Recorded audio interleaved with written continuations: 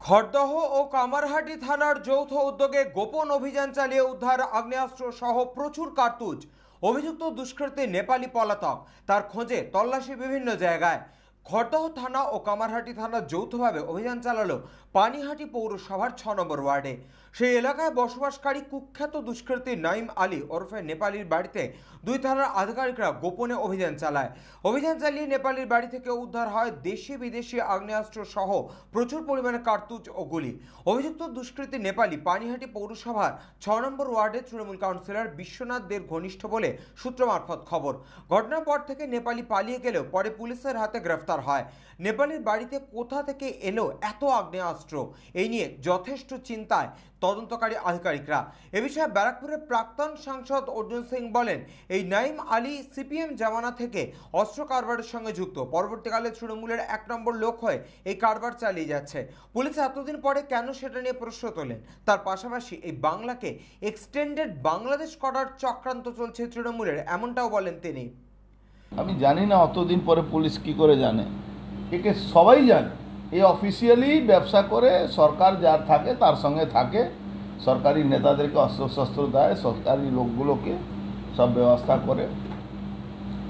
এটা ধরা পড়েছে আমার যতটুকু বুঝতে পারছি, কোনো এজেন্সি কোন ট্র্যাপ করে পেয়েছে, এজেন্সি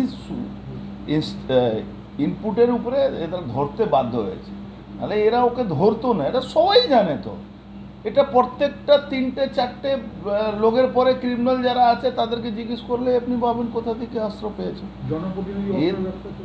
জনপ্রতিনিধি, বাংলা জনপ্রতিনিধি মহিলা পাচারের ব্যবসা করছে, আপনি বলছেন জনপ্রতিনিধি। এই তো আপনার পার্থভূমিকের সঙ্গে একটা ধরা পড়ে, এখনো পুলিশ খুঁজছে রেপিস্ট আসামি। 3-4টে হোটেল আছে, সঙ্গে ফুল তোড়া দিচ্ছে, পাশে বসে গল্প করছে। যারা রেপিস্ট, যারা ড্রাগ ব্যবসা করবে, যারা অস্ত্র ব্যবসা করবে, সবই তো তৃণমূলের নেতাদের সঙ্গেই থাকবে। এটা কোনো নতুন ব্যাপার দেখছেন? আরে ভাই, বিদেশি আর দেশির ব্যাপারটা ছেড়ে দিন। মুসলমানদের তো বিদেশি অস্ত্র আনার কোনো অসুবিধা নেই। কাশ্মীর থেকে নিয়ে, নেপাল থেকে নিয়ে, বাংলাদেশ থেকে বিদেশি অস্ত্র নিয়ে এসে ভারতবর্ষে এন্ট্রি করছে। আজকে যে জায়গা এন্ট্রি করছে সেই জায়গাটা তো বাংলাকে দখল করার একটা চক্রান্ত চলছে, বাংলাকে এক্সটেন্ডেড বাংলাদেশ বানানোর চক্রান্ত চলছে। তার মধ্যে তো এই মুসলমান জিহাদিদের, এই ক্রিমিনালদেরকে তো ইনভলভ করে। যে নেটওয়ার্কগুলো তৈরি হয়, এই যে ধরুন দখল হবে, ধরুন বাংলা দখল করবে বা মুর্শিদাবাদ দখল করে ওখানে লুট করলো, কে করলো, ওখানে কি বিদেশ থেকে লোক আসে, পাকিস্তান থেকে লোক আসে না। এই লোকগুলোর মাধ্যমে নেক্সাস তৈরি হয়। যখন মহারাষ্ট্রে বোম্বাইতে যখন বম ব্লাস্ট হয়েছিল, তখন কি পাকিস্তান থেকে লোক এসে বম ব্লাস্ট করেছিল? না, বম ব্লাস্ট হয়েছিল এখান থেকেই। এই নেক্সাস, ক্রিমিনালদের নেক্সাসকে মগজ ধোলাই করে, পয়সার উপরে তারা এই নেক্সাস তৈরি করে, এই অস্ত্রফস্ত্র দিয়ে তারা দখল করে। এজেন্ট বললে ঠিক হবে না, এদের নেক্সাসটা ইউজ করে জিহাদির সংগঠনগুলো।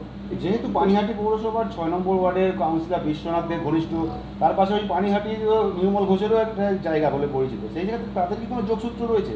আরে পানিহাটি আপনি ছবি খুঁজবেন, দেখবেন কোনো নঈম আলীকে কখন গাল টিপছে। বয়স হয়ে গেছে ওর, নঈমের, কিন্তু দেখবেন পাশে ভাইজান বলে কোনোদিন গল্প করছে নান্টুবাবু। তো নান্টুবাবু এইসব নিয়ে কোনো অসুবিধা নেই। নান্টুবাবু এই মন্ডলবা মতন ক্রিমিনালকে কোলে বসিয়ে ঘুরে বেড়ায়। নেপালের